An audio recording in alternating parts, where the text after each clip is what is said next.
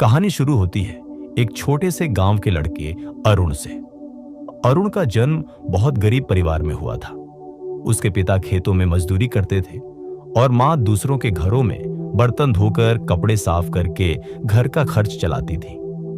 घर की हालत इतनी खराब थी कि कभी कभी 2 वक्त की रोटी तक पूरी नहीं हो पाती थी। गांव के बच्चे जब स्कूल जाते थे तो अरुण उनके पीछे पीछे खड़ा होकर किताबों को देखने की कोशिश करता, लेकिन उसके पास खुद न किताबें थीं न कॉपियां। फिर भी उसकी आंखों में एक चमक थी, एक ऐसी चमक जो हालातों से हार मानने वाली नहीं थी। अरुण जब 10 साल का था तो घर की गरीबी इतनी बढ़ गई कि उसे भीख मांगनी पड़ती थी। गांव से शहर तक पैदल जाता, रेलवे स्टेशन पर बैठता और यात्रियों से पैसे मांगता। कई बार लोग उसे डांटते, कभी धक्का देते तो कभी कुछ पैसे उसकी हथेली में रख देते। अरुण सोचता, क्या मेरी जिंदगी हमेशा ऐसी ही रहेगी? क्या मैं हमेशा हाथ फैलाता रहूंगा?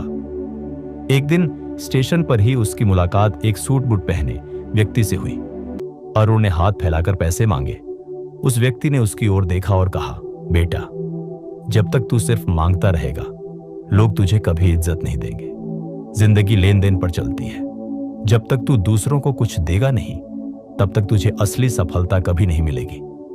ये शब्द अरुण के दिल में तीर की तरह चुभ गए। उस दिन उसने सोचा, सही तो कहा, मैं हमेशा लेता हूं, देता कभी नहीं। अगर मुझे बदलना है तो मुझे भी कुछ देना होगा। अगले दिन जब अरुण स्टेशन पर पहुंचा तो उसने देखा कि प्लेटफॉर्म के किनारे कुछ जंगली फूल खिले हैं। अचानक उसके दिमाग में एक विचार आया, क्यों ना मैं भीख मांगने के बजाय फूल दूं। जब कोई मुझे पैसे दे तो मैं उसे बदले में फूल दे दूं।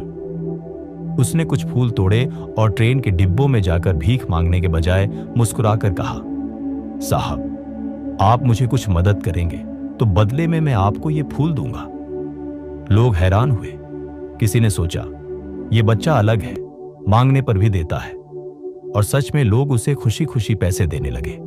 धीरे धीरे अरुण ने समझ लिया कि लोग उसकी दया नहीं बल्कि उसके फूल खरीद रहे हैं। यह उसकी जिंदगी का पहला टर्निंग पॉइंट था।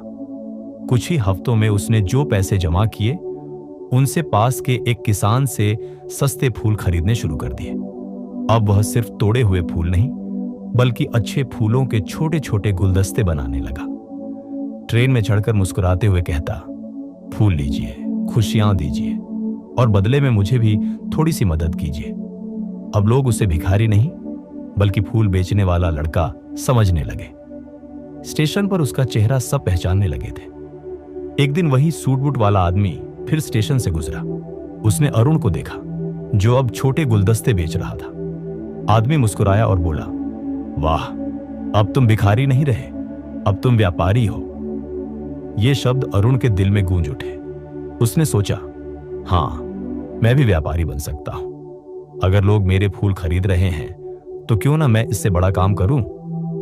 उस दिन से अरुण ने ठान लिया कि अब वह जिंदगी को नई दिशा देगा। अरुण ने स्टेशन पर गुलदस्ते बेचकर जो भी कमाई की उसका एक हिस्सा घर चलाने में लगाता और बाकी पैसे बचा लेता। धीरे धीरे उसने इतना पैसा जोड़ लिया कि उसने शहर की मंडी से फूल खरीदना शुरू कर दिया। अब वह सिर्फ छोटे गुलदस्ते नहीं बल्कि शादियों और कार्यक्रमों में भी फूल सप्लाई करने लगा। लोग कहते, ये वही लड़का है जो पहले भीख मांगता था और आज अपने दम पर मेहनत कर रहा है। लोगों की बातें सुनकर उसकी आंखों में आंसू आ जाते, लेकिन साथ ही दिल में आग भी जलती। मुझे रुकना नहीं है, मुझे आगे बढ़ते रहना है। कुछ सालों की मेहनत के बाद अरुण ने शहर में अपना छोटा सा फूलों की दुकान खोल लिया। दुकान का नाम रखा खुशबू।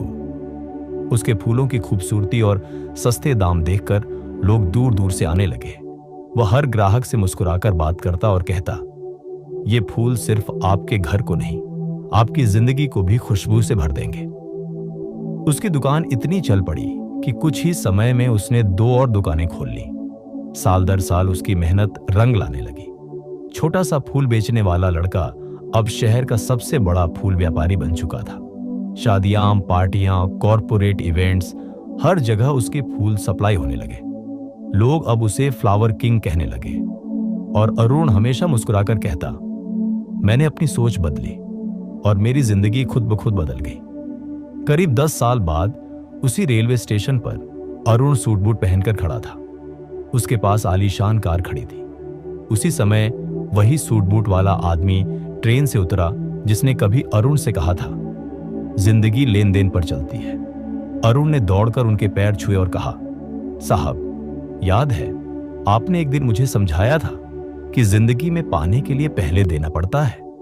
आपके उस एक वाक्य ने मेरी पूरी जिंदगी बदल दी।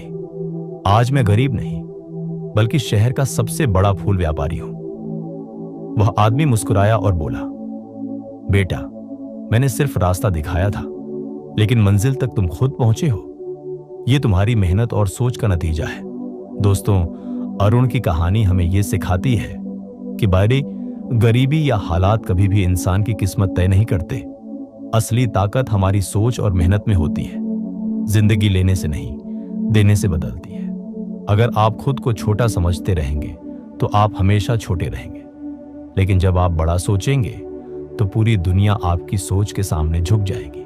याद रखिए, सोच बदलो, जिंदगी खुद बदल जाएगी। हार मत मानो, क्योंकि हर अंधेरे के बाद उजाला जरूर आता है।